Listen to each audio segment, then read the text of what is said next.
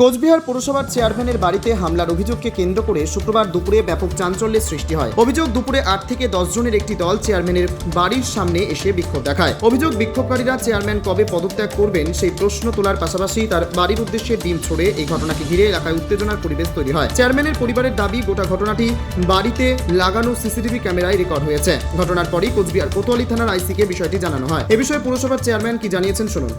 আমি তো দুদিন ধরে একটু অসুস্থ। আমি কালকেও অফিসে যাইনি, আজকেও অফিসে যাইনি। লোকজন যা আসে সবাই লিখে নিয়ে আসে, আমি শুধু সইটাই করেছি। আমি শুয়েই ছিলাম উপরের ঘরে, দোতলার ঘরে। তো হঠাৎ করে দেখি কয়েকজন বাইক নিয়ে একটা বাজে গালিগালাজ। তারপরে শুনলাম ওরা আমার মিসেস, আমার মেয়ে চিৎকার করছে, ডিম ছুটছে। পাড়ার লোকজন সমস্ত বেরিয়ে আসে। আমার নিচতলার ঘরে, দোতলার ঘরে, ঠাকুর ঘরে সমস্ত জায়গায় ডিম ছুঁড়ে মারলো। বিশেষ পরে এগিয়ে গিয়ে বললো যে তোমরা কি বলছো, তোমরা জেনে নাও বিজেপির কাছে। উনি মোটামুটি ডিসিশন নিয়েছেন, উনি একটু সুস্থ হলেই সব মঙ্গলবারে উনি রিজিগনেশন দিয়ে আসবে। ঠিক আছে না, উনি কবে রিজিগনেশন দেবে সেটা বলতে হবে। চিৎকার করছে রিজাইন দিতে হবে, এখনই দিতে হবে, এখনই গিয়ে দিতে হবে। মিসেস বলছে দিবে, উনি সুস্থ হয়ে নেই একটু, উনি তো দুদিন ধরে অফিসেই যাচ্ছে না। সুস্থ হয়ে গিয়ে সব মঙ্গলবারের মধ্যে দিয়ে দিই। হ্যাঁ, আমাদের সিসি ক্যামেরাতেই ধরা পড়ছে। হ্যাঁ,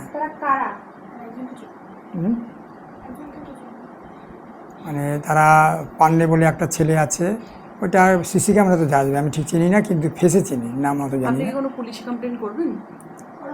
পুলিশে কমপ্লেন আমার মেয়েই ফোন করেছে। আমি তো অসুস্থ ছিলাম, আমি তো বিছানায় পড়া ছিলাম। মেয়েই কমপ্লেন করছে, একদম সরাসরি আইসিকে ফোন করেছে। আইসিকে ফোন করে বলছে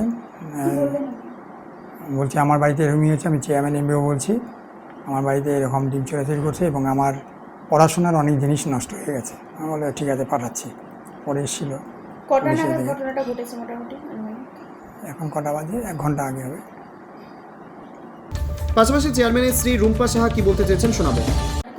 হ্যাঁ, আমি ঘরের মধ্যে প্রেজেন্ট ছিলাম, তো আমি সিসিটিভি ফুটেজ দেখে বের হয়েছি। হঠাৎ স্লোগান চোর চোর বলে, তারপর আমি বের হলাম। কি হয়েছে?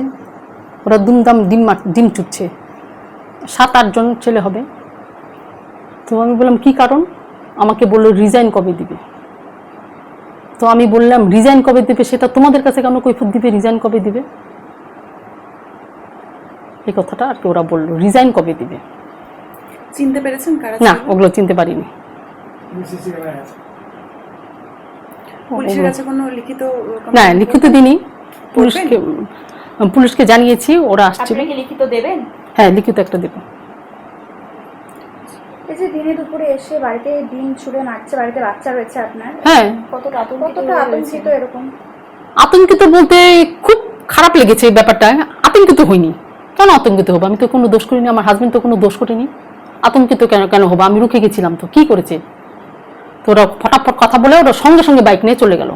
আতঙ্কিত হইনি। যে সময় ঘটনা, সে সময় বাড়িতে কে কে ছিলেন আপনারা? আমি আর আমার মেয়ে। ওরা উপর পর্যন্ত ডিম ছুটছে, আর বললো রিজাইন কবে দিবে। পুলিশ সূত্রে খবর, অভিযোগের ভিত্তিতে ঘটনার তদন্ত শুরু হয়েছে। তবে কারা এই ঘটনার সঙ্গে জড়িত এবং কি কারণে এমন ঘটনা ঘটানো হয়েছে তা এখনো স্পষ্ট নয়। ঘটনার সমস্ত দিক খতিয়ে দেখছে পুলিশ। কোচবিহার থেকে নিজস্ব প্রতিনিধি রিপোর্ট, টাইমস 14 বাংলা।